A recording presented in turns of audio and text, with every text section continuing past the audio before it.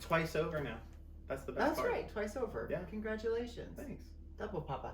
Well, so in that time, I really could, in HR, there's a lot of times that we feel like we have to stick to this traditional professionalism, appropriateness. Yeah. That just isn't appropriate. And when I met you, you weren't like this outspoken disruptor, but you were you thought a little bit bigger picture, in the sense like you saw things a little more clearly, and you weren't afraid of seeing things clearly. You're like, I see this, I see where it's going. Like you took you went beyond the policy and the admin and just the bullshit work that gets thrown to HR so many times. And so I thought, well, this guy's got it together, and you've been a colleague and a mentor of mine to look to whenever I'm like, hey, have you ever dealt with this? And so we just have really good, deep conversations from two senior certified HR professionals who have worked in this industry for 20 years and a diverse background that we can say. And I think it's fair, I think it's appropriate, and I think it's about damn time that we say, hey, let's get in and talk about what's really going on in HR. Yeah, let's do that. Because, girl, it's a shitstorm right now. Yeah. Talking about the tsunami, it's a shitstorm. That's what we're in. Yeah, very much so. Just this last week, I heard somebody say, you don't want to take on the role of being the head of remote work. Yeah. Yeah. Oh yeah. Yeah, because that push has now been moved over to HR. HR can be responsible for everything of everybody working from home, working remotely. So instead of having a leader to run that, they're just going to have HR run it. Right. Oh, okay. Right. And then that way the manager can focus on what they need to focus on. Which is what, if not that? That's a very good question, because you would think it would be the people that they hired. You would think. But it's not. So we got a mass resignation happening. The exodus, everything is happening, and we I know you and I have connected here recently on some more woo-woo ideas, maybe, but they're good. Mindfulness, idealistic. Yeah, there we go. And I think, and so I'm in the process of reading it, Humanocracy. Oh yeah. Being able to break down these bureaucratic systems that really keep us from being able to use our skills to bring value to an organization with some freedom, and flexibility and trust. Agility, yeah. And so you and I often get on these tangents and these conversations about where HR is going, and so we've talked then about hacking HR, and you introduced me to that and what's going on. And I thought at first it was like, well, this is a little bit like the disrupt HR, but it's not. It's a totally different approach to how we are seeing the scope based on data and based on things that are coming back in through market research. Is that, listen, we're not putting people first, and we haven't been, and that's been the biggest downfall that we see. So let's talk about that. Talk a little bit about your background in HR and how you came to be Rob after your stellar career as a cultural icon mascot. I will say that a lot like a number of other folks who got into HR, I fell into HR. So I originally was a high school teacher. I taught high school for 2 years, and decided to get into HR by climbing through the training window. Okay. And so I did that. My very first job, I will say post college, which when I say post college, I have to preface that and say I was in and around the college environment for a good decade. I went to school. After that, went and spent those 2 years teaching, and then I came back to the college environment and actually worked for the university for a number of years after that. So, my first real job in HR would be working for the big box retailer Target, and that's where I cut my teeth.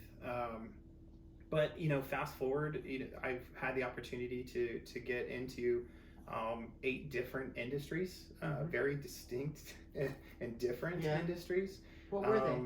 Oh geez, so big box retailer, went from that to nonprofit. From there went to professional consulting, an accounting firm that actually worked with nonprofits.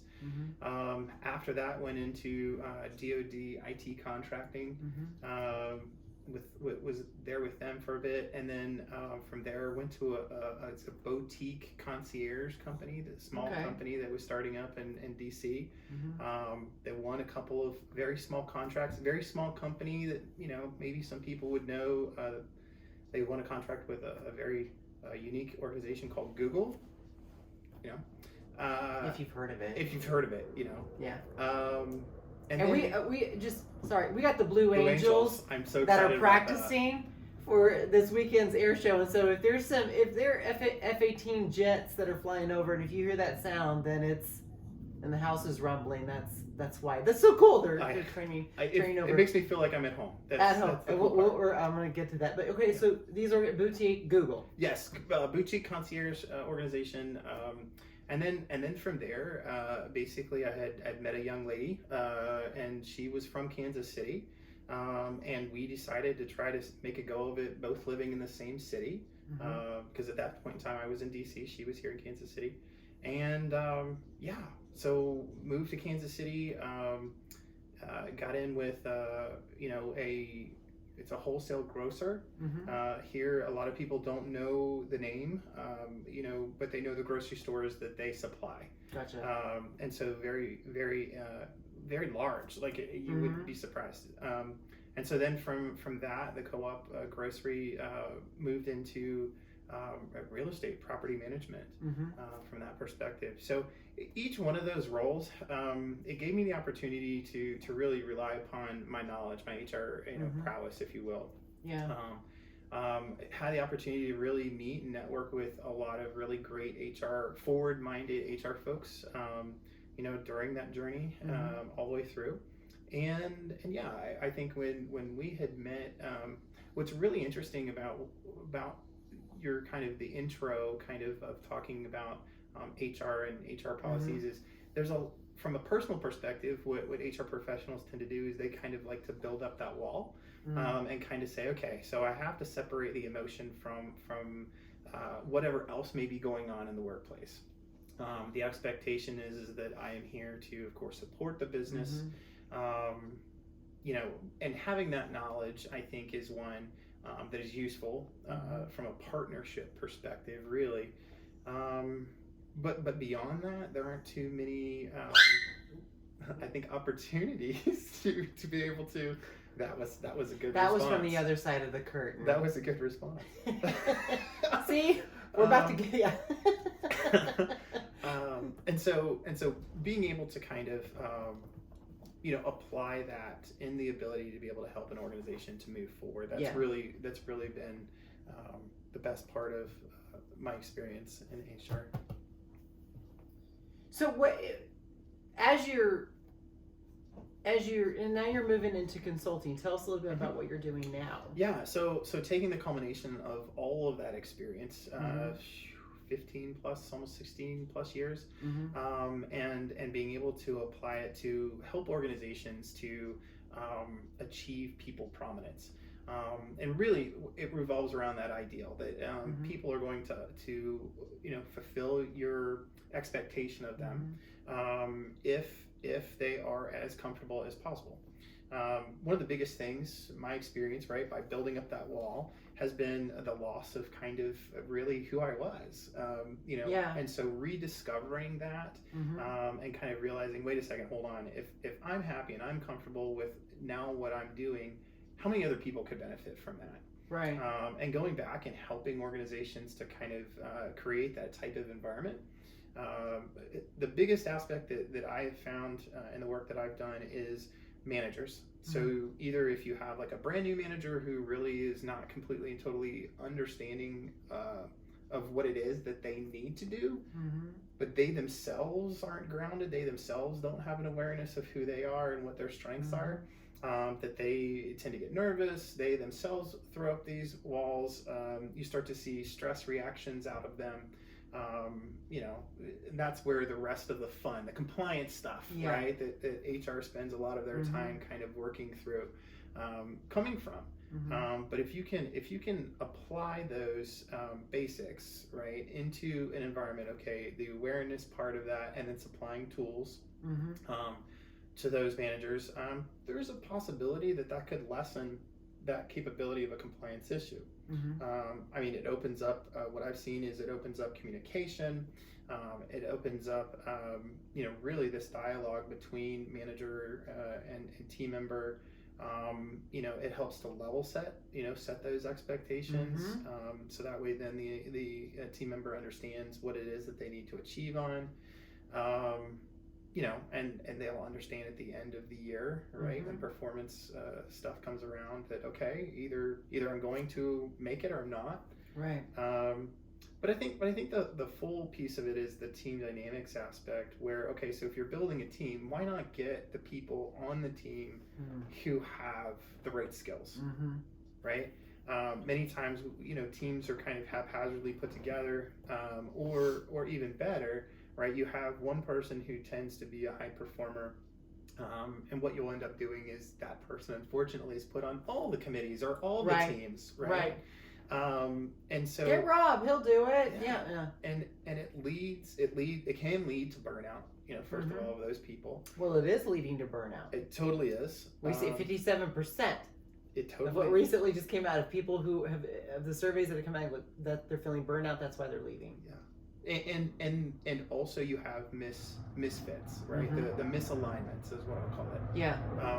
And so I like that, misfits. Yeah, misaligned. They're misaligned. Misaligned. They're not bad employees. They're misaligned. Yeah, they're misaligned. Yeah. Because the manager chose somebody who they looked at the skills and abilities, but they didn't look at the overall, human capability. They didn't look at all the strengths that person innately walked into the job with or walked into the interview with. Yeah. So if you can uncover those, right, you can uncover those through, the interview process, and really give the manager those tools to be able to step back and say, okay, so if I bring, and here's a really cool thing, right? Like, so you and I, we both bring special strengths to the conversation. Okay. These will interact and dialogue with each other, which is perfect, right? We have a third person who walks up, and maybe you've experienced this. Okay. You're sitting there, you're having a great conversation with somebody, laughing, carrying on, or even achieving the goal of a conversation. A third person walks up and the dynamics shift, right? And either the conversation stops, drops off, or you completely and totally get off track. And the new person is going to inject a different dynamic to that team. Well, that's exactly what's happening with our teams. Especially now, when you've got a big grouping of people who are on the search for a new job for whatever reason. Either they're not being challenged, they're burned out, or really overall they generalistically feel like they can get a better deal by going somewhere else. They can be treated better. They can be appreciated more. They can be recognized for their efforts. They won't be put on so many committees or teams, work teams. There's a whole litany of reasons, right? But the overall genesis of it is they're trying to find something better. They're trying to find an environment where their skills and strengths can be applied a little bit more readily, from that perspective.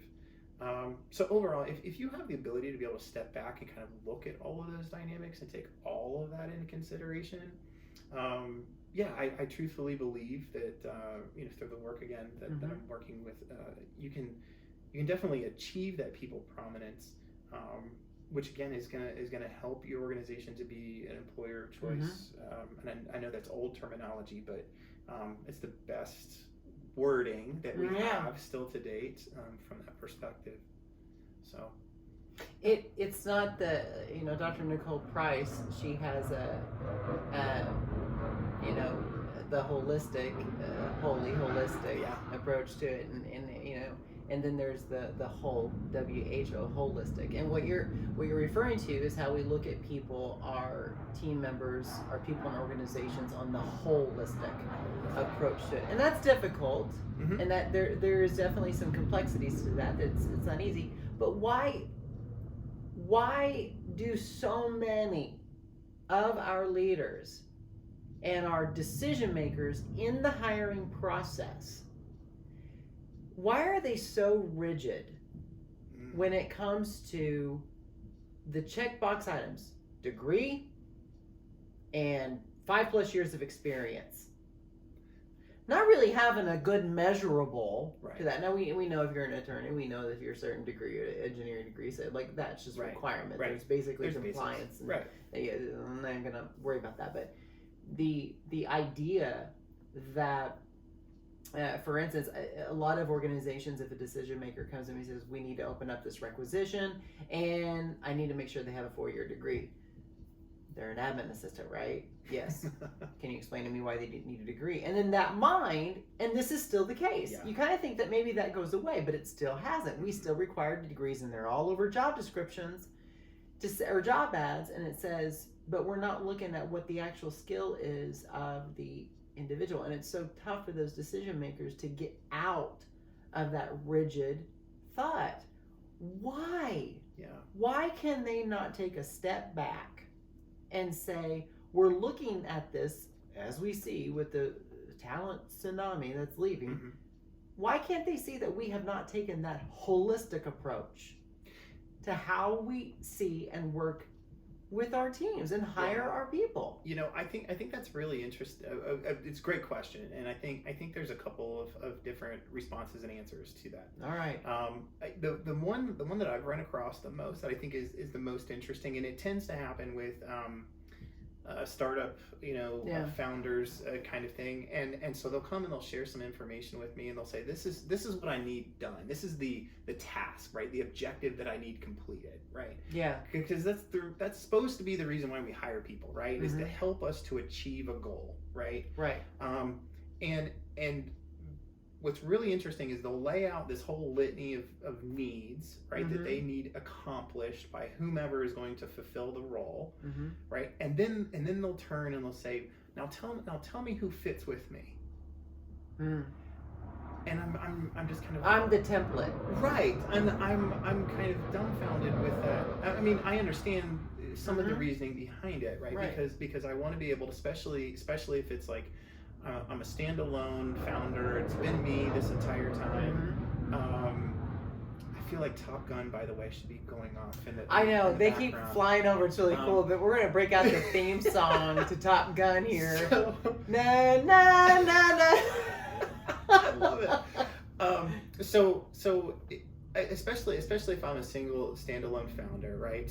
Got my startup going. I'm about 3 to 5 years, basically been around for that long. I've put in my dues, if you will. Had good clients, had bad clients, had the mix. And now it's time for me to be able to go out there and find who the next person is who's going to help me to really kind of build this out. Because I got that's my goal. The business model's there. Yeah. Got the business model. Yeah, now we're down with that. Yeah. And so now I want for them to perform at a specific level that I need them to perform at. But I also need for them to get along with me, because I've been doing it all this way so long, and I want it to continue at the same level that I know I can perform at to achieve those. If I've been doing it this long, then that means I must be doing something correct, right? Right. And now I have to impart this with some other person. Right.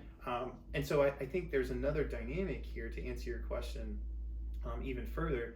I think there's a fear, right? There's a fear that, okay, if I do have to hand this over to somebody else, that they're not going to be able to do it as well as I have been able to.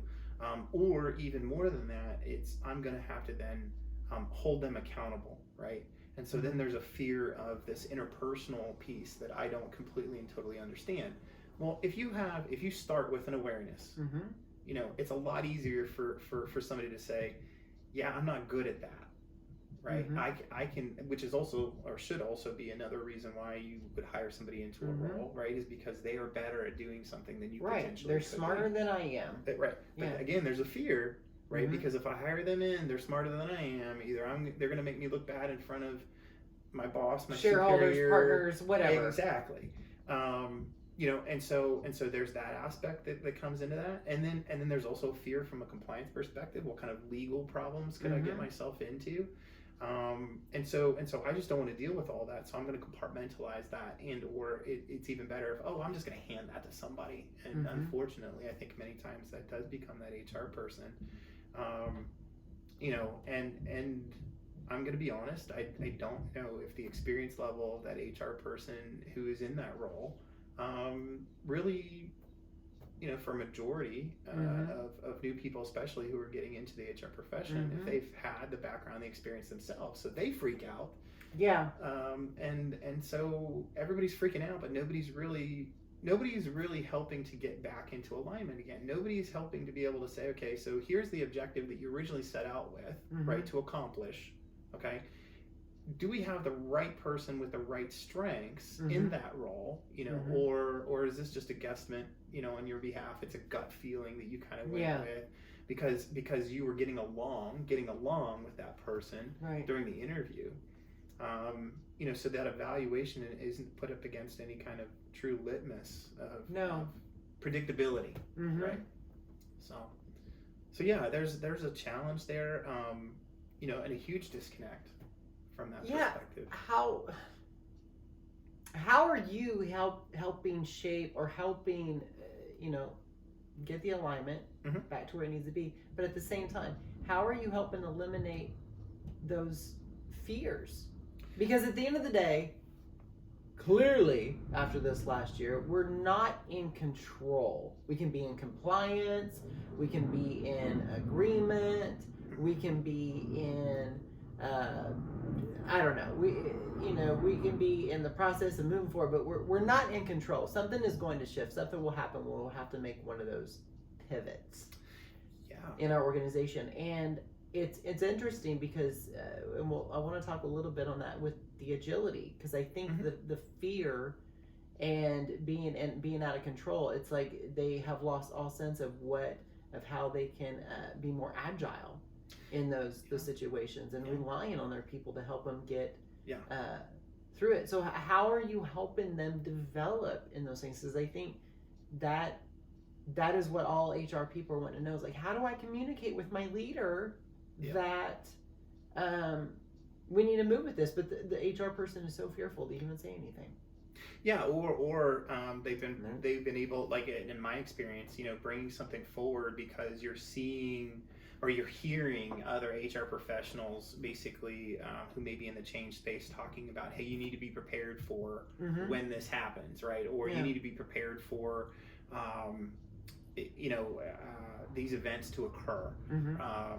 And I think there's a bunch of those aspects. So I want to go back to, because you've kind of used a word that is really awesome, rigid, and control, right? Rigid and control. And so in both of those, and those words to me harken back to our overall, I'm gonna call it systemic setup, right, of business.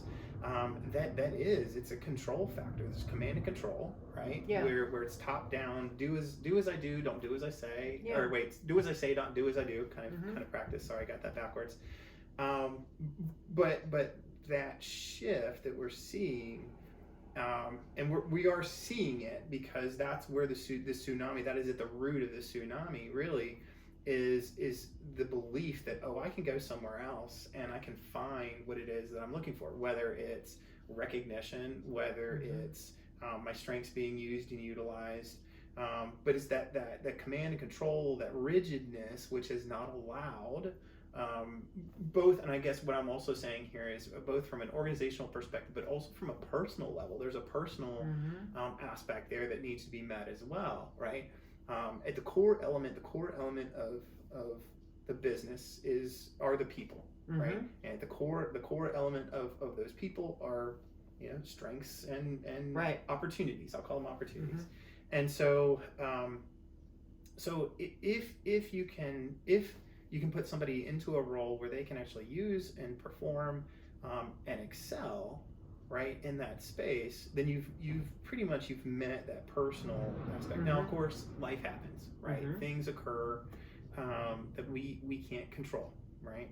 But that's again, that goes back to that control and conquer kind of mentality, command and control, and that aspect needs to adjust. The realization needs to be that yes, it's not just our people, our business, it's the person, right? If you can energize one person, I don't know if you've ever experienced this, but you have somebody who may be on a work team or within an organization that is in a great mood. You always enjoy being around that person. There's just something, you can't put your finger on it, but there's just something there. I mean, that positively affects others around that person. It affects so much. It affects so much. I even tell my clients, like, listen, your employees are your largest advertisement to your talent acquisition and your recruiting. That's the number one advertisement that you have out there, and it's free. If you nurture them in a kind and effective way, they'll sing the praises of the organization all day long, and you'll have talent flocking to you, because we don't have a talent shortage. We do not have a talent shortage.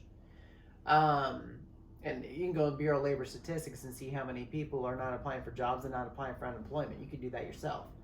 But there's a lot of them, over 8 million. So we don't have a talent shortage. But people are consciously choosing to leave the workforce. They are. They're consciously choosing. I saw another. I'm always looking at statistics, right? And so 52% is the latest number, right? 52% of the American workforce. We're not just talking in one section of the country or any. 52% of the American workforce right now is in transition. That means they're out actively looking, okay, for their next role, to be able to relieve whatever pain that may be. Okay, from my perspective, basically, it starts with an awareness, right? If I know what my strengths are, and I can understand that, and I can say, okay, I'm good at certain skill set, but I've got somebody else on my team who is better at another skill set that I'm not so good at. Okay, if we're able to figure out a way to be able to work in tandem, or even better than that, we can figure out a way to be able to communicate with each other. Yeah, right? Let's just start with communication. Well, there's a fear, again, there's a fear there, right? Me as the manager, if I don't have the capability to be able to point to something other than, oh, it's just my feelings got hurt.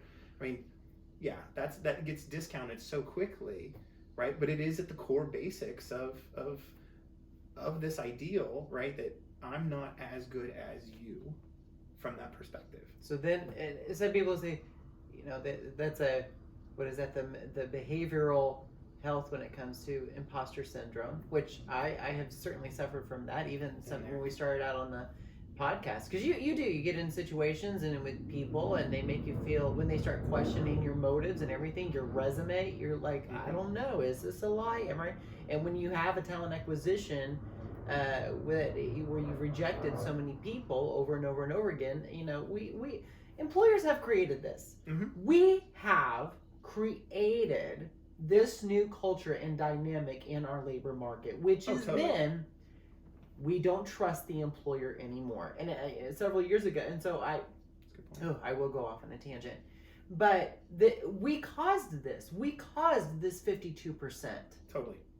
This didn't just happen. No. This is not laziness from the labor market. This is not laziness from employees and people not wanting to work. This is not because there's been an overabundance of government funding that has come in and to keep people not working. Trust has been broken. Majority. Yep. For the majority of people, which is kind of sad. It goes down to that whole thing. It's like this whole egoic leadership anymore, that it's like this fear and we're out of control. And I want to tell those leaders a lot of times, like, where's your grit? Where's your grit to have the critical conversations? You talk about grit in the sense that you're going to go grow the business and you're going to do all this stuff and blah, blah, blah, business development, sales. But it's like, where's your grit to have the critical conversation? Let me tell you something with these HR. Oh, I'm going to go off. This is what it's going to get into, Rob. About these new emerging human resources professionals and the ones that we have out there in the trenches of it. They do have the grit. because they're having those critical conversations every day when somebody comes into their office and says, I was harassed, or this is happening, or I was passed up for this promotion yet again. What is going on? Mm-hmm. But how many times can you do that before you just kind of throw your hands up in the air? 52%. That's how many times. Right. I'm fucking done. Yeah, I'm done. I can't do it anymore. Yeah. But or even worse, physical. There's physical manifestation of that. Yeah. Right? There's. I mean, just talking about burnout all into itself. Mm-hmm.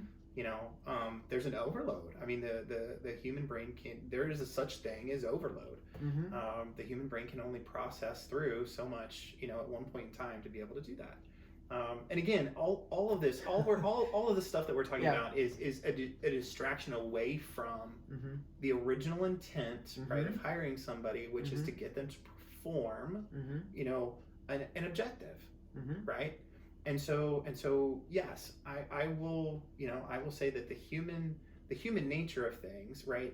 You can hire somebody based upon skills, right? But there's so much more that comes with that individual, right?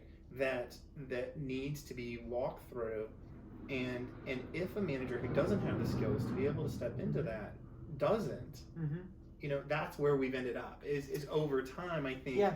There's just been so many people who have been hands off the wheel, just kind of I'm not going to deal with this. I'm not going to nurture that talent. I'm not going to develop. I'm not going to find out why you're even looking for another job. Like the problem can't be me. The problem has to be you. It's you. Right.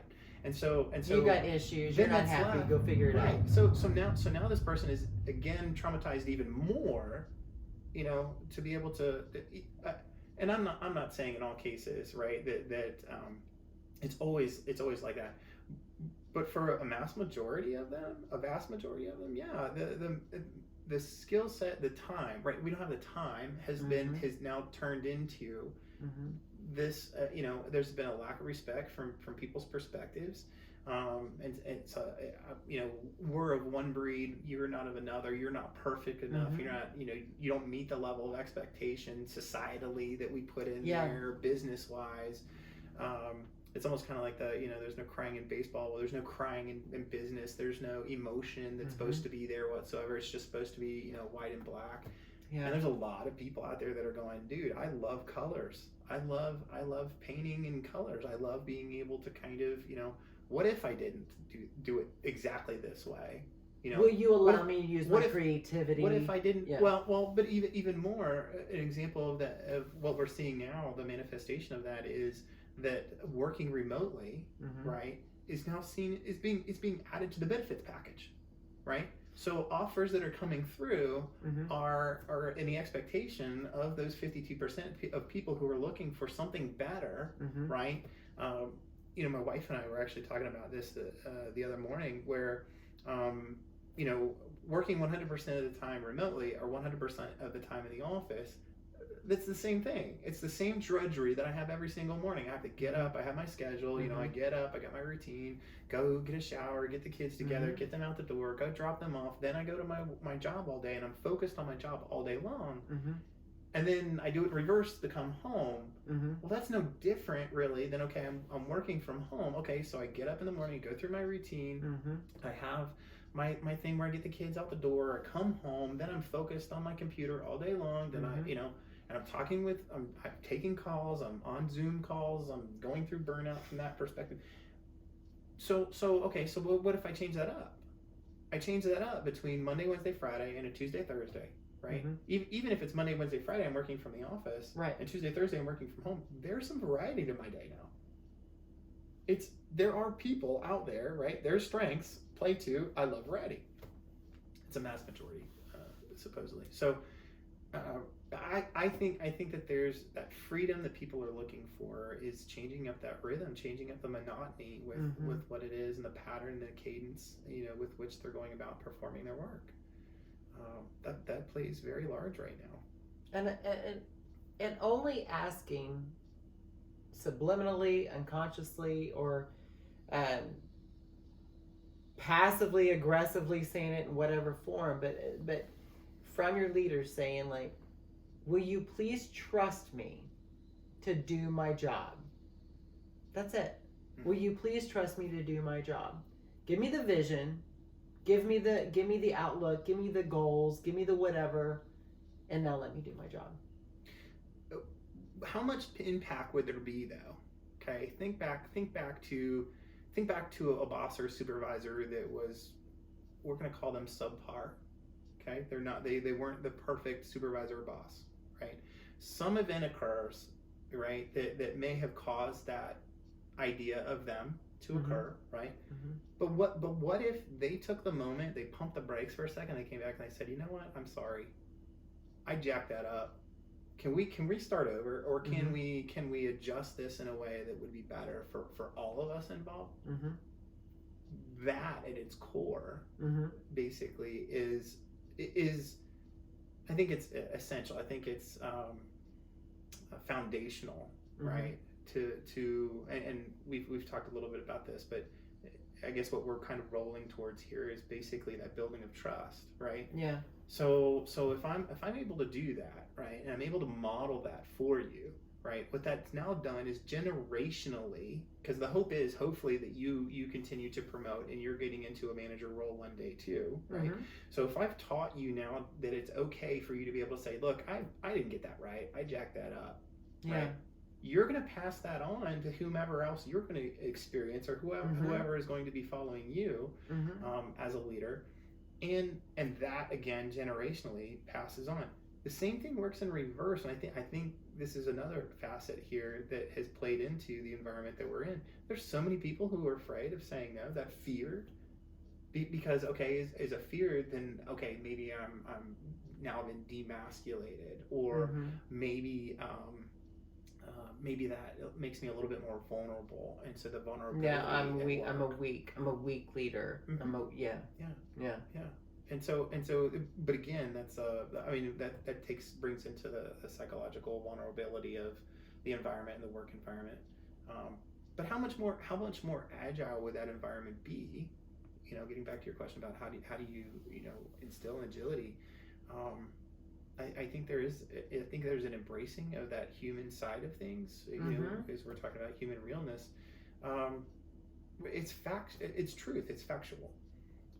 You know, if I have compassion for somebody, and that extends basically from my compassion for myself first, and being confident enough to be able to say, look, I'm sorry, I'm wrong, I'm so wrong. You know, from that. So there's a bunch of these layered aspects, I guess. You know, coming into it. I cannot remember who or what it was, but but what a phenomenal thing it has been, and it would continue to be, if after this last year a leader stood up and said, we've been doing things wrong and we're going to make a pivot, and here's how we're looking to safely implement that pivot to ensure that we're better on the other side of it, because we learned a lot from 2020. I can't even believe that 2021 we're even still discussing the idea of remote, hybrid, flexible work. To me, that's just stupid. That's like someone suggesting that we don't have high turnover or something, or we don't have an issue with. I think I remember the conversation originally popping up like 2007, 2008. Yeah. You know, and it was popping up. That was a novel idea. Yeah. Wait a second, you can work from home. We can work from home. Yeah, we have a computer. Oh, wait. You mean you're not sick? You're not calling out. Yeah. Oh, you're just. Oh, okay. No, you really legitimately are doing work from home. Okay. But there's a lot of people out there who don't believe that we are. And yet the majority of people I talk to says that they will get more done. Now, there's hybrid or whatever, but there's a lot of people who have said that they've been working from home, and they will they can get a lot more done in just those weeks. But what a moment for a leader to say something like that. Wouldn't that be amazing? I mean, if you want to talk about things that start systemic issues, right, that we're currently experiencing, whether it's within the workplace or society at large, it takes that change agent. It takes that one person, that first person, to kind of stand up and say, yeah, no. But there's a lot of bravery there. There's a lot of and that's being big brave, right? Being able to kind of step into that space. A lot of vulnerability, like we were just talking about, from that. But wouldn't that be great? How many people do you think would apply for positions at that job or at that company the next day? It'd be an influx. If just that little bitty piece of that vulnerability from that CEO or that leader to say something like that, and I can picture it now, if it's a form of a video or something to put on their website and say, well, I would say it in this sense. I'd say brothers and sisters if human around it, but like if they were to introduce something and say something that like, we hope after this last year we learned a lot about who we are and who we are not and who we don't want to be. That's a good one. The closest current day. I'd apply. The closest current day example of that I think we have, and I don't know if it's the jury's still out on whether or not it's been intentional or not, really has been SpaceX and Elon Musk with the idea of creating and establishing work teams that really self-monitor. Yeah. They really, it's kind of okay, here's the goal. What are we going to do? We're going to put somebody on the moon.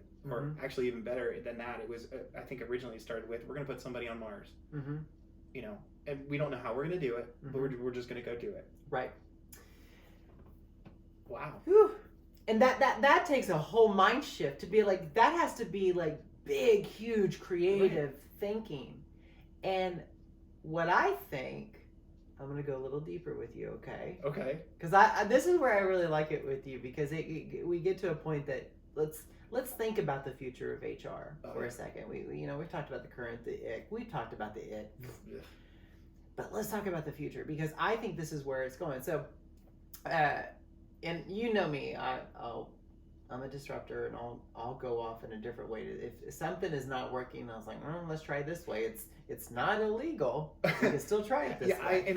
That's one of the things that I love about being around, and I appreciate having had the opportunity, because I'm going to bring that word bravery back into it. Like you do, it's bravery from the perspective, and I've been able to kind of watch that third party. So I appreciate that. I wanted you to know that. So let's talk about brave, and this is going to disrupt some stuff. So Nico and I, we were heading to Tulsa, and we were listening to podcasts with Joe Rogan, and I can't remember the gentleman, but it's the who he had on there as a guest, but it's the multidisciplinary association for psychedelic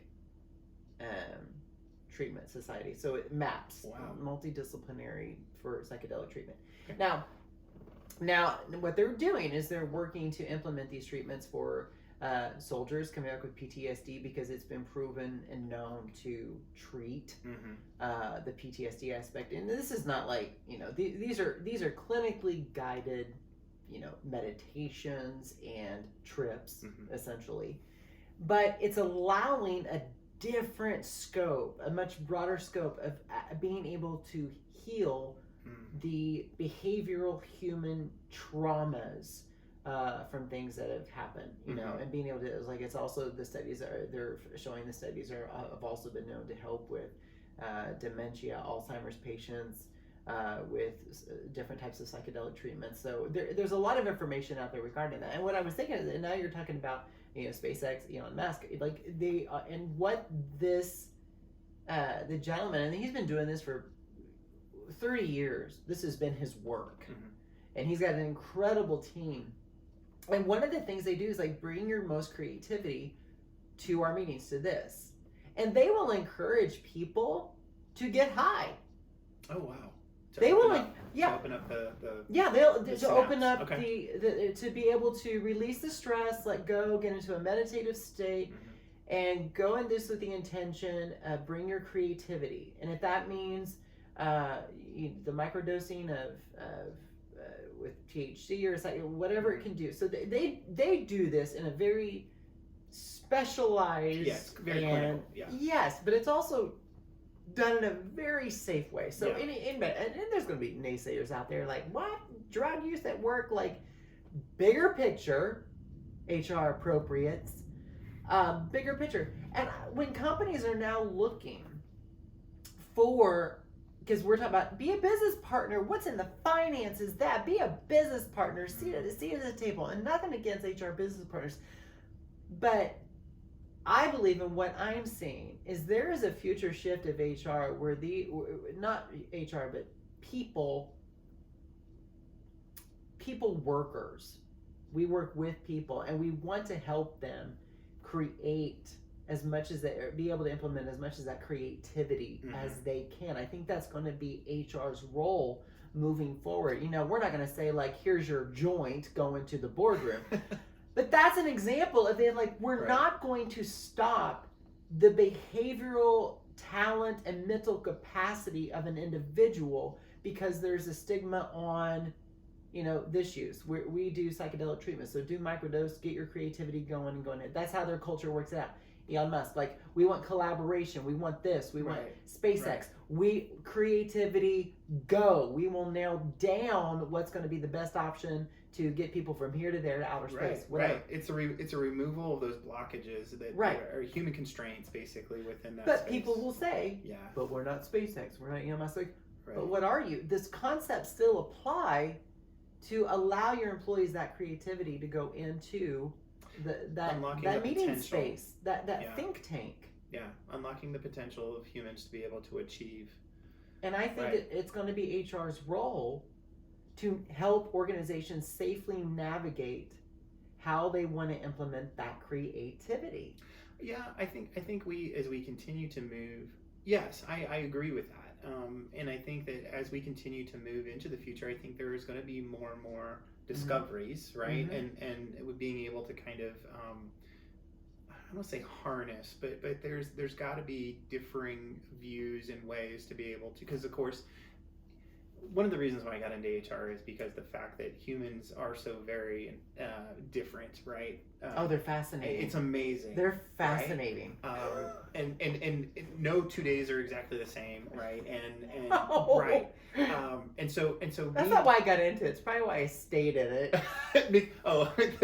Yeah, to be able to go, oh, okay, yeah.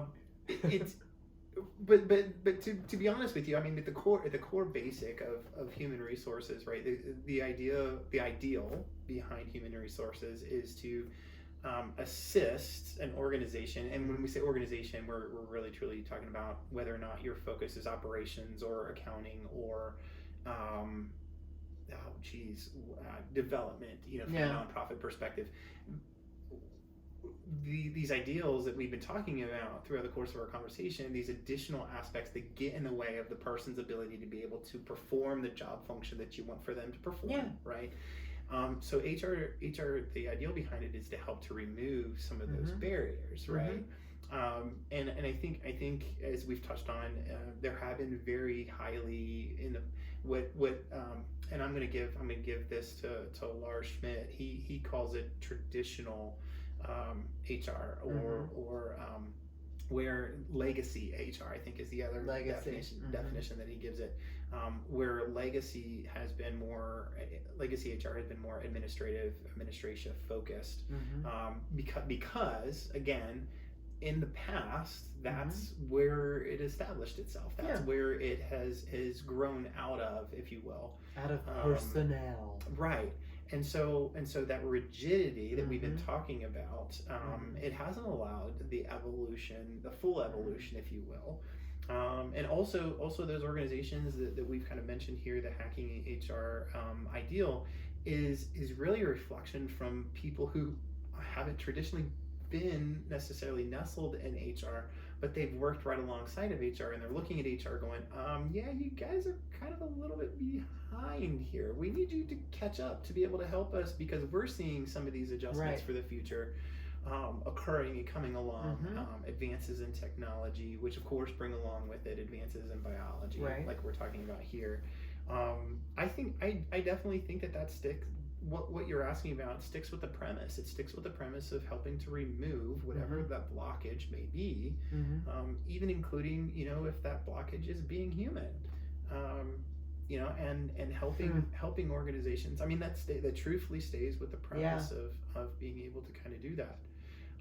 From my perspective, in a little bit more near future, and again, this is all based upon data that I've heard a number of different people talking about. And just to provide some grace, we know we're in a post-pandemic, so we know most organizations are in survival mode. So we get it. We're just go ahead. Yes.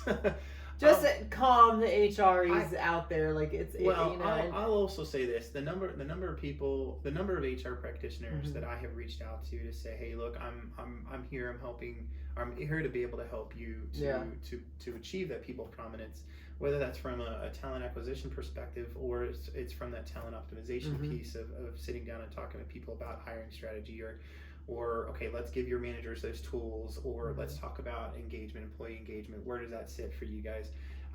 Regardless of all of that, it's usually the HR people who are coming back to me after I reached out to them, and they're saying, "Yeah, I'm not so worried about my company right now. I'm worried about me. I'm worried about me. I'm out there looking. So if you have a position that's open and available, I'd love to have a conversation with you." How do I get at least? I've been measuring it for the last 2 months now, and I get 6 a week. That's the minimum.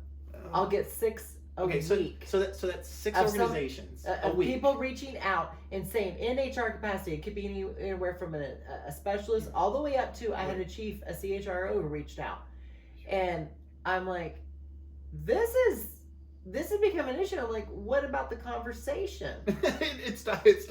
It totally stops the conversation. I'm just not in alignment with my leadership. It's like, wait a minute. But because you're gonna go jump ship and go to another place, and it's gonna be the same issue. It's gonna be the exact same thing. Yes, that's totally it. It's gonna be the exact same problem. You're gonna have the exact same thing there. As somebody said to me once, they said, if you don't turn and really clean up your own, stuff. Yeah. Right. Clean up shit. Yeah. Clean up your own stuff. You're gonna find the same problem again and again and again and again. Yeah. Right. So going down that road, have we enabled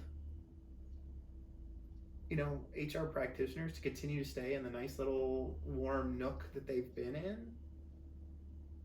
Have we enabled them? Have we enabled them? Like from a totally organizational, systematic perspective. Right. Because we're sitting here saying, be disruptors, right? But what incentive? I mean, is there? I don't even know if I'm asking people to be disruptors. I'm just asking them to be logical. Like, well, not everyone's meant to be a disruptor, but everyone has the capacity to be logical. That's again, there's a truism there. There's truth. Are we enabling? By not asking them, is an organization enabling an HR practitioner to continue to be in that space of warmth and comfort, and what I'm saying by warmth and comfort is I know how to do the administration, and that's what I've been. Absolutely, I think I have I've had several colleagues who, they run a tight ship. And I'm impressed with them. I really am. They're an HR of one, and they can truly handle anywhere from 200 to 300 employees on their own. Yeah, you got to applaud. That's badass. Yeah, it is. That is badass. Truthfully. And they're in compliance, minimum EOC complaints. Yeah, legal issues. So I'm like, they run a tight ship, and yes. So at the point where. That part I wouldn't say so much enabling as it is like, okay, you got in compliance, however, my thought would always be, why don't you bring someone in to take over what you've been doing, and you go forth and continue what you've done and run a tight ship and maybe another, like build it somewhere else. And I think that you're right. So we do enable them to stay there instead of that leader saying, hey, I love how well you've done this for the last 10 years. Let's see if we can take, just like MAP, smoke a little weed, go into the boardroom. Let's see if we can take our creativity to another, no, don't go smoke weed. But go, the maps Is it supporting them then? I mean, and I'm just asking from a perspective. The maps of, thing? No. The HR individual who's been in their role for X number of years. I think it's allowing the leader to be able to, it's allowing the leader to be able to say, hey, let's see if we can expand the capacity of our organization, optimize on what you've done, and maybe do something else. At the same time, I think it's up to that HR leader to be able to step outside that box. And we encourage our leaders, HR people, to step outside that box to be able to say, I think I can do more. This is going well. What is next? Show me you're brave. Show me your brave. Badassery. Yeah. Yeah. Show me you're brave.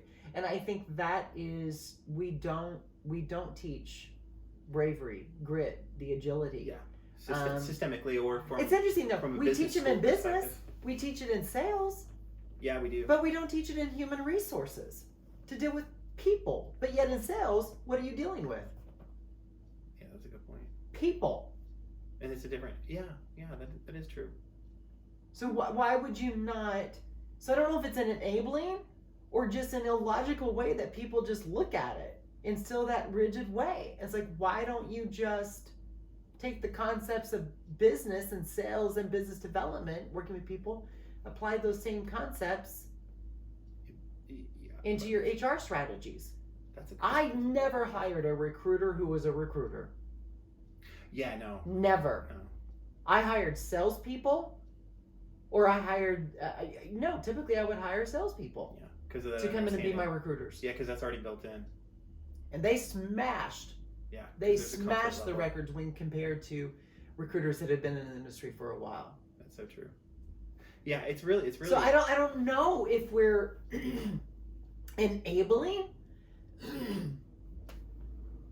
Perhaps. I don't even.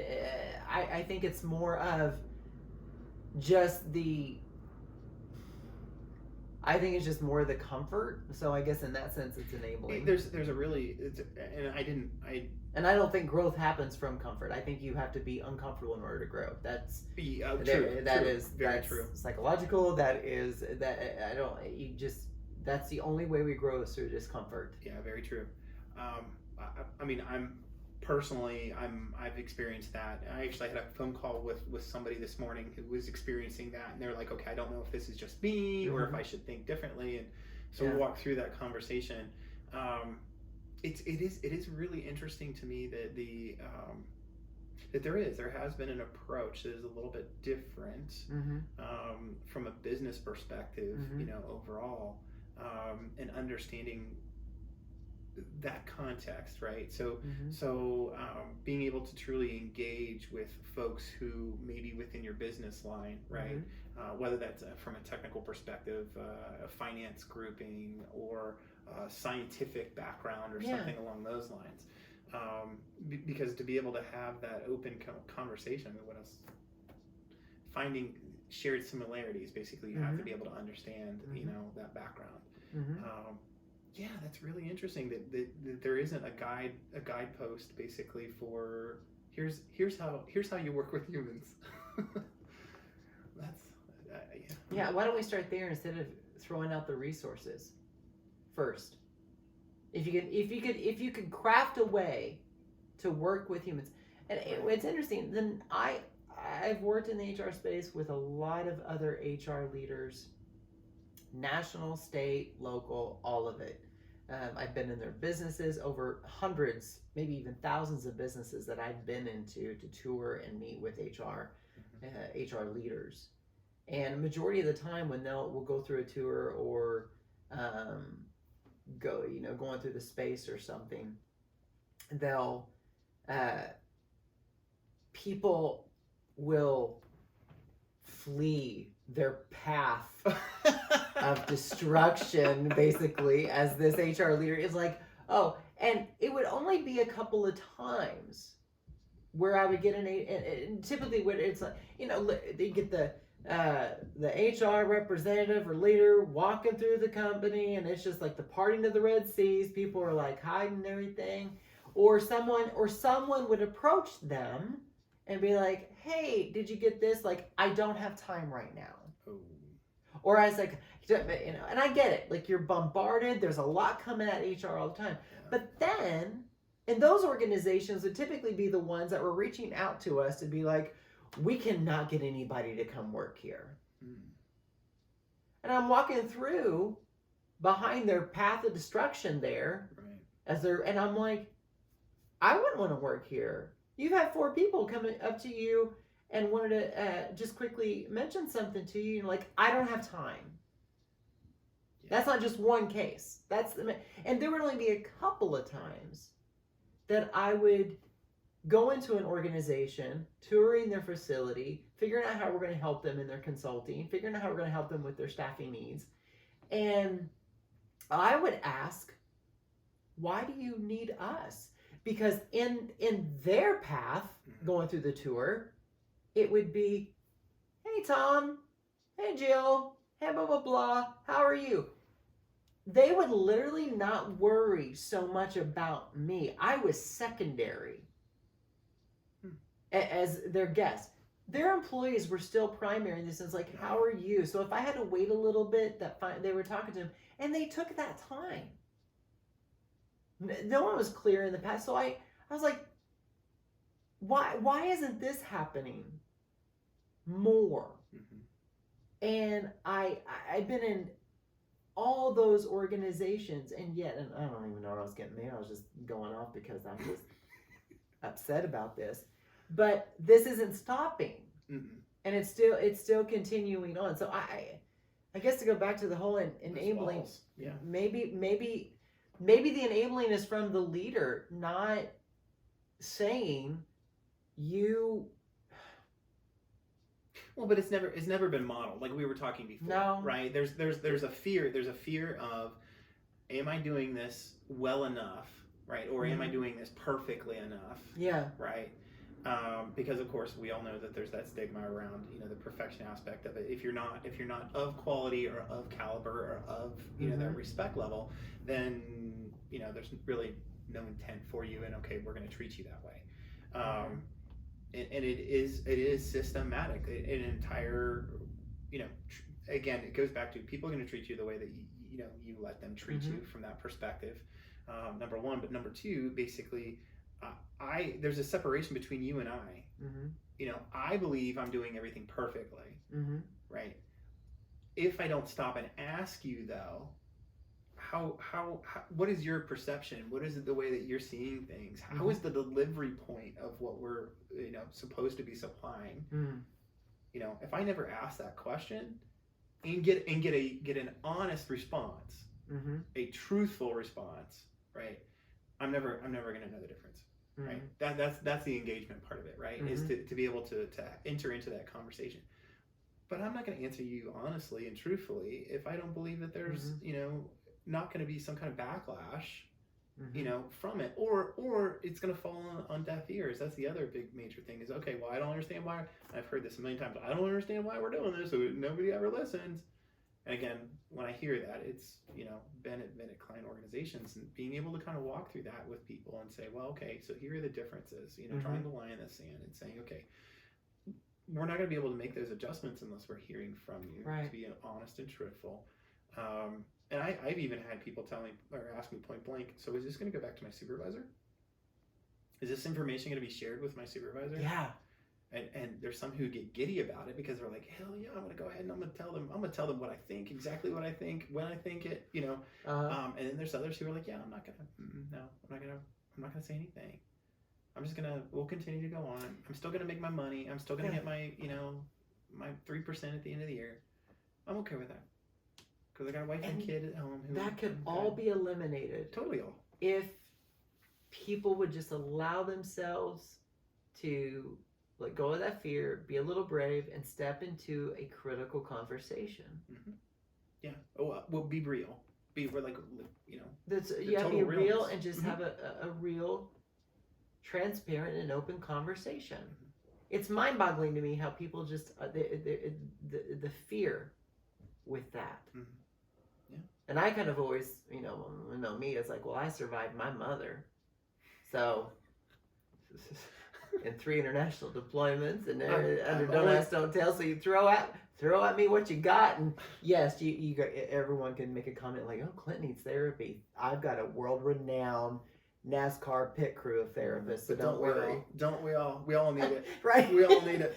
But it's like it's mind-boggling to me when you have somebody. It's like, will not be brave to have that conversation. They're so scared. They're so scared. I recently had a colleague who said that they were. I'm gonna take a pause. I'm gonna come back to that colleague because I have to go to the restroom. Okay. Colleague.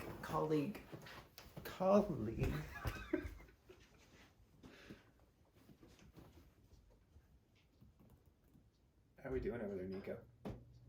Well, let's see. And does this make sense? That's the bigger question. Yeah, it's astonishing that this has to be explained to people. I think is the more astonishing thing. Yeah, you guys are doing great. Clint and I do this. We do this once a day. Oh yeah. Yeah, without recording it. I'll cut videos for hours and we'll just go back and forth and then we'll just stare at each other and like why is this, like, we don't have some insight, like this just seems like I feel like children see this and then the older you get, depending on what path you take, your vision just gets muddied like as you go along, but it's so easy to see as like a child, which just shocks me. It is interesting. So I've got a 5-year-old and a 2-year-old, and my 5-year-old's take on things, like, he opens up my eyes so often when I'm like, you're right, you're totally right.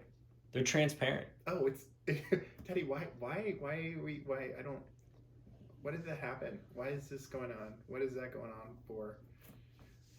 And the explanation, and I think there's a part too. So somebody was joking with us. It was my son's. It was actually my son's. He does martial arts, and so he was.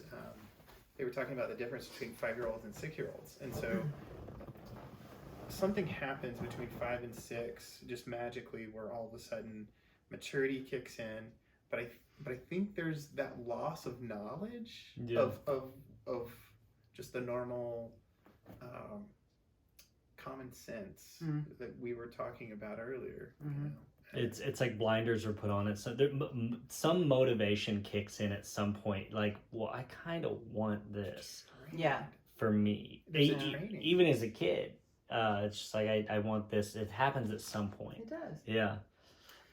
So I have this colleague, and not a colleague, a friend, and out of state, and I've worked a lot with healthcare and consulting, and healthcare industry has definitely taken one of the largest hits when it comes to this resignation and exodus. They've taken the mass hit, and healthcare was already at critical crisis when it comes to staffing. 5 years ago. And I started training organizations and telling them, like, this is where the workforce is heading when it comes to healthcare. By the year 2025, there's going to be such a shortage that there will be an increase of closures. And we start to see that a lot in those community-based hospitals, a lot of closures. And that's now, the pandemic just catapulted that. And so we're at severe critical crisis. And so and a lot of these organizations with these healthcare industries, and a lot of them have community-based hospitals and smaller hospitals have stayed within their more rigid and appropriate traditional methods. And they're legacy leaders there, and I was talking to Travis Johnson. He was on my podcast, forget succession planning. We screwed that up. We've screwed that up. Like, I don't even know. Like, everybody's talking about what the next step is going to be. Nobody's coming up with solutions. We're in critical crisis for succession because our 52% of our successors have left, and so so sitting there and I'm talking to this colleague and this friend and it becomes, we have leaders. It's split. There's a split. So they've got these legacy leaders who are just conservative, and I'm saying conservative not in a political sense, conservative in the sense where it is just that rigid appropriateness. That's how we'll define Status the quo. conservative. Yeah. Yeah, the status quo. This is the way we've always done it. Right. Split. And those individuals have been there the longest. Well, then you've got the other side of what we'll call the progressive, those individuals who, in this sense, not political, think outside the box, Forward-looking. who are a little more forward thinking, maybe haven't been with the organization as long. Mhm. But yet, no change, no change, no change. Talent market is changing. Everything is changing. The evolution of the workforce is all changing. Mhm. This group refuses to change. Yeah. And then that group becomes like bullies within the organization. Then it becomes almost like this gaslighting that it is like, well, this person over here on the more progressive side, they do this wrong, that wrong. I heard they got written up. I heard this and that. Why are you listening to them? I heard that, all this. So then it just becomes all this bullshit. Yeah. But the leader knows, and this is in several instances, in scenarios, in cases, the leader sees the issue. The leader sees the issue, but refuses to step in and have that critical dialogue to say, this isn't going to happen. And when I was sitting down with my friend, and I was like, what would happen? What would happen if the leader said, we're not doing it like this anymore? It's not moving us forward. We will continue this strategy. This will be our strategy moving forward. So I kind of laid it out for that. The fear became, because of these legacies over here, and this is the majority of fear, not just my friend, this is the majority of fear that comes back, and why people do not want to say something is because they think if this one leader or these group of leaders leave, they're going to have another exodus of all these employees that are going to leave with them. And I'm like, in what history and in what situation has that happened? Does that happen a lot?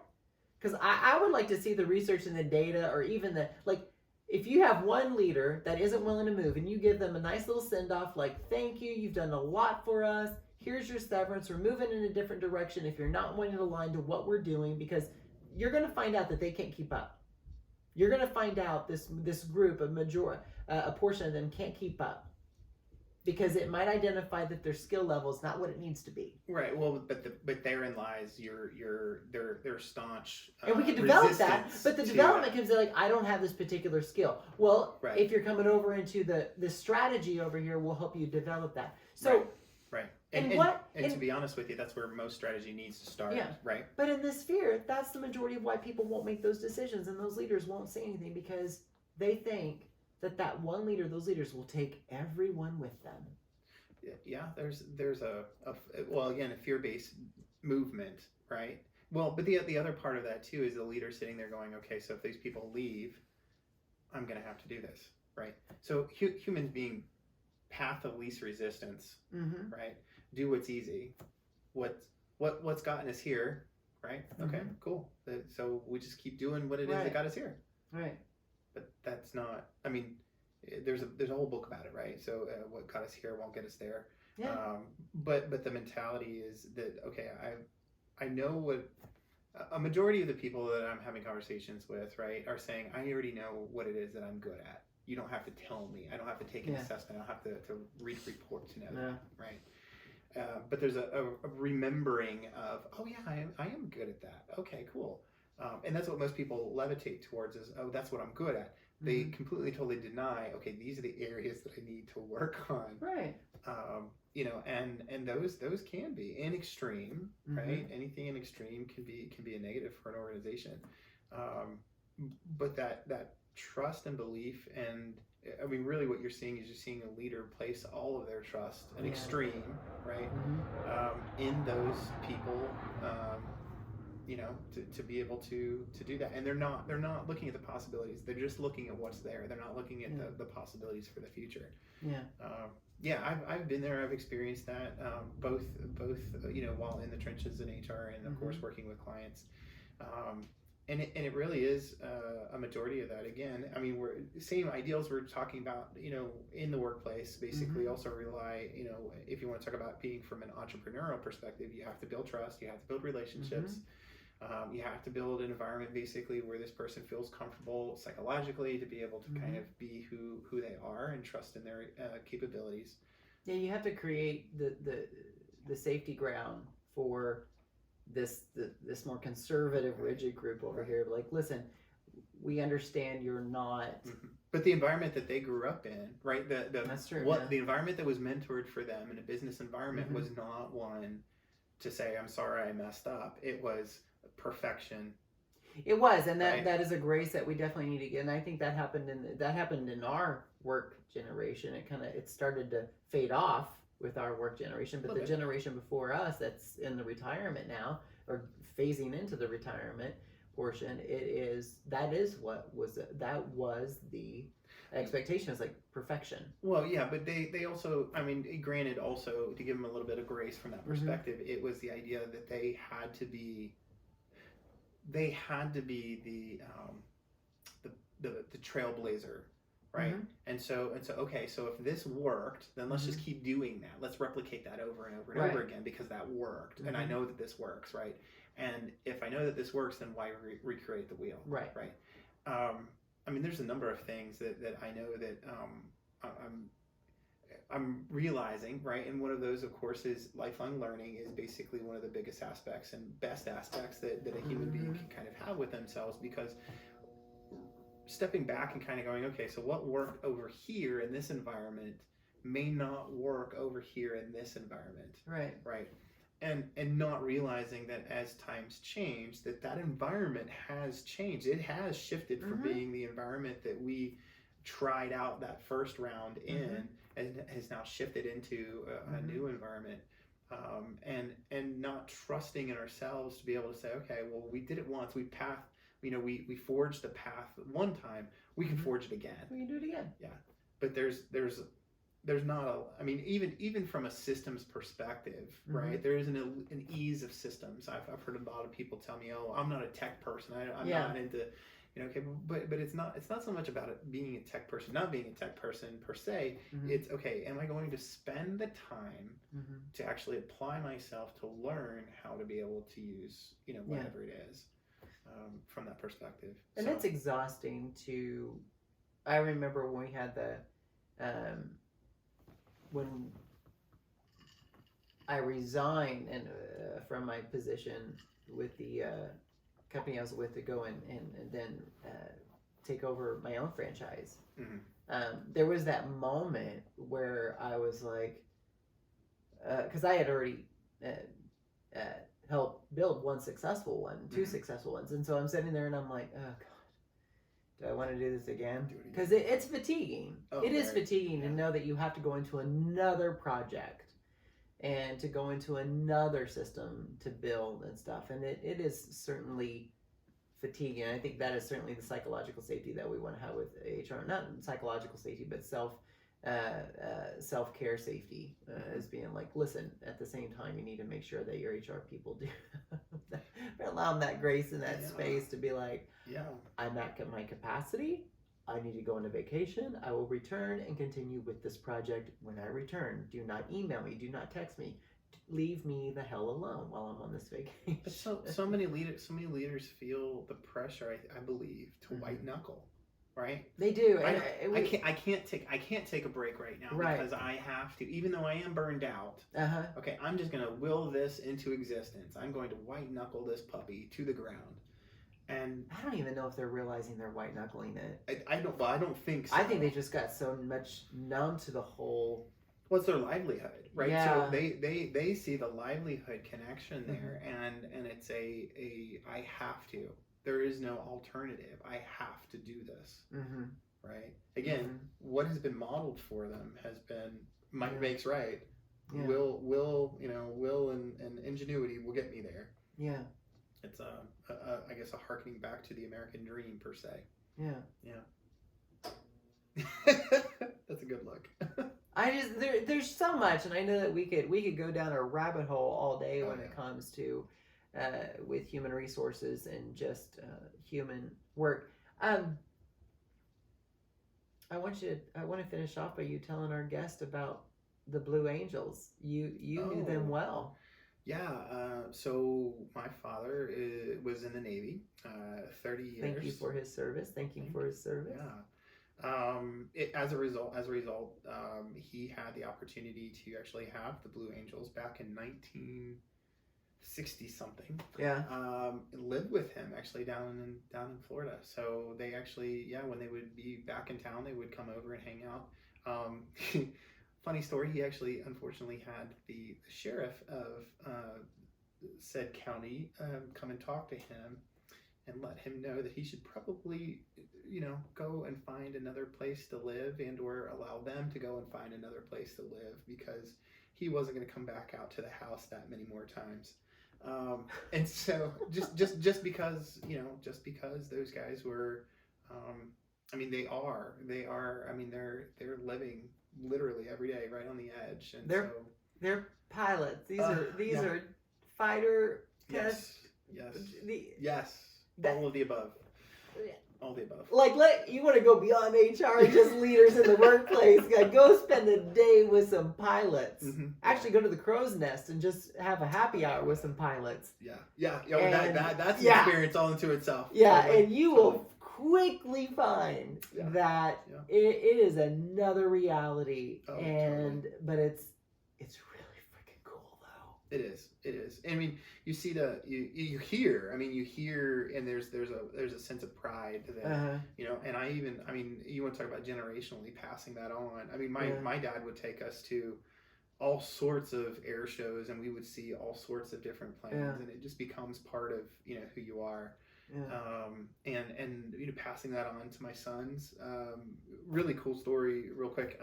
So I had a good buddy of mine, here in town, Navy guy, Dustin Kraxner, and he actually got us flight line tickets basically the last time that the Blues were in town, and my son actually got to go and meet the Blue Angels like in person, and he still talks about it. And that was like almost 2.5-3 years ago. But he still talks about the airplanes. He still flies his little, Blue Angel, around the house. And so it's an experience to be able to kind of partake in. But it is a different life. It is a whole different kind of part that, unless you've been there, unless you've experienced, being around military family and that kind of thing, it's you don't completely comprehend. But pretty cool stuff. I dated a Blue Angel. I went on a date with a Blue Angel. Yeah? It was during Don't Ask, Don't Tell. We met outside of the base and went on a date. That is so cool. Nice guy. Just nothing happened. Didn't go anywhere. It was just a nice guy. But you could tell the intensity. It's like, this is intense. Like, Oh yeah, they live that, and it's on a schedule. Unfortunately for them, it's on a schedule. And what town are we going to be in for this date and all of that. So as we're seeing the future of HR and how it's happening, what are some what's a number one thing, or top 2 to 3 things, 1 to 3 things that you could give your clients and some people to say, like, the future HR is going to be this?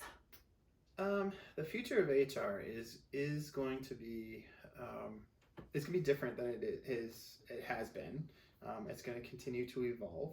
I don't believe it is going to get easier. I think the job is going to become more complex. Yep. It definitely is going to need that ability to retool and get or reskill and get back to that first word, humans, and being able to kind of again get back to that what we were talking about of removing whatever the distraction may be, getting back to that. I like that, removing the distractions that are keeping us from connecting more with the human. And because that in and of itself is going to help you to get back to that alignment, the objective. What is the role that you want the person to be able to fulfill? and being able to put the right person in that role to be able to achieve those objectives and goals. Because you've mentored, what advice?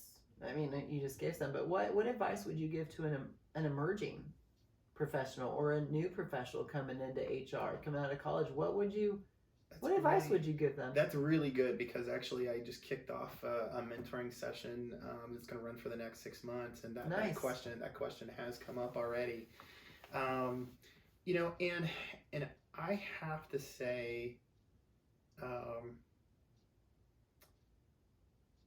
vantage points, or take into consideration more views than your own. Okay, whether that's within, here's the knowledge that I learned in class about what HR, that's the basics, compliance aspects are, right? And I can define those, but that's not all. I think I have run into a number of HR people who believe that they believe that HR is just the compliance aspect of it. Yeah. And somebody the other day said, we don't believe diversity and inclusion needs to be mixed with HR. And I'm like, wait, what? Wait. Okay. Newsflash. It's just gonna get more involved. Yeah. Okay. And I'm gonna throw a little thing out here. Okay, throw it out there. I saw something the other day that I thought was awesome. What? It was an acronym. Justice, Equity, Diversity, and Inclusion, JEDI. Justice, Equity, Diversity, and Inclusion, yes. JEDI. So somebody can become a JEDI. So sorry, back to right. JEDI certifications. That's cool, I think. I've been waiting my whole life for that. and I think on the back of the camera here, there's a Darth Vader. There you go. There's a definition. Justice, right? And this idea of that. So taking those different vantage points into consideration, and the reason why I say that is because you're going to experience at some point in your HR career 2 or more versions of a story. Whatever the truth is between that, and you're going to have to try to weave together what the truth is, that golden thread that combines all of those stories together, whether it's a manager side of the story or between 2 employees or more who view and see an event or an incident occur. And so being able to take that counsel and just being able to sit down and kind of process through that and trying to find that thread of truth between everything. Because in that, I think, we've mentioned this a couple times, is the morality of a conversation, because things can be legal, not necessarily ethical and or moral. But I think if you shoot for the ethical and moral, you're gonna hit that compliance aspect on a high percentage of the time. But the only way you're going to be able to realize that is if you're able to take all those perspectives in consideration and be able to process through them. So and just in comment too about that, we don't want to bring any of those aspects, the equity, diversity, and inclusion into the conversation. Unfortunately, we are in a society that, as we've seen with over the last year or 2 years, the conversation is gotten even more divisive, right?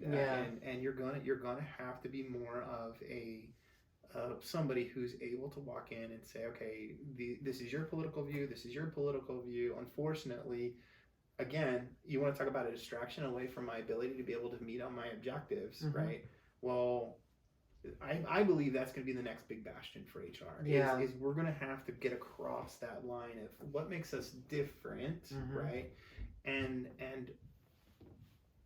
understand and have that awareness that we have these differing views, but what the heck does that have to do with my ability to be able to meet the objective of the job that I'm supposed to be doing and performing? And as HR practitioners, we're going to have to bring these 2 factions together. We're going to have to be in the work environment. This is going to be a dialogue that is going to have to be started. You're going to have to be the HR leader, and you're going to have to be the healer. you've got to be able to find a way to be able to help people to say, I'm sorry, I messed up there. Yeah. How do people get connected to you? Where do they go? What do they look for? So my organization, Emineo Talent. Emineo. It's Emineo. Emineo. It's actually Latin for to be remarkable. Okay. And so the idea behind it is to be remarkable, achieve people prominence. Okay. That's the entire tagline. Yeah. Yeah. So we just launched a brand new website. It's actually Emineo, Emineo-talent.com. Okay. Yeah. So get connected there, and then you're on LinkedIn. On LinkedIn, LinkedIn. Rob Lockard 2, the numeral 2 behind it, just the letter 2 or number 2. Sorry. Oh. Yep, that's it. That's as hard as it gets. On LinkedIn? Rob Lockard 2. Yep. Why does it have 2? I am actually a second. So my father was a senior. My mom didn't want me to be junior, so I'm 2. Oh, not the number 2. Yeah, the number 2. Yeah, the number 2. Not the Roman numeral 2. Yes. Okay, Roman numeral 2. No, I'm thinking the number 2. I was like, on your LinkedIn, it's Rob Lockard, the number 2, like 2? 2. Yes. Like this. Yes, like, 2. Like that. The letter 2. The number 2. Yes, I keep saying letter, but yes, number 2. Oh. Not Roman numerals, because that's II, and it doesn't come across easily, and it's very weird and strange. So yes, I just put a 2 behind it. Makes it real easy. I don't know why I'm having trouble with this. So Rob Lockard on LinkedIn, and then say the website again. Emineo-talent.com. All right, gotcha. Well, thank you so much for being here, and thank Thanks you for for this. having me. We'll be having some deeper conversations as to the future of HR and what HR leaders need to start doing to get on board. Yeah, I'm hoping SpaceX, we're on the shuttle. I'm hoping we do. We're on the shuttle. Thank you, Rob. Thank you very much. It's been an honor. Yeah, you bet. All right. We good? We are. You're cleared. All right, sit back down. I gotta get a picture of We both have to of get a them. picture. Oh, yeah? Sweet. And then you'll get your own.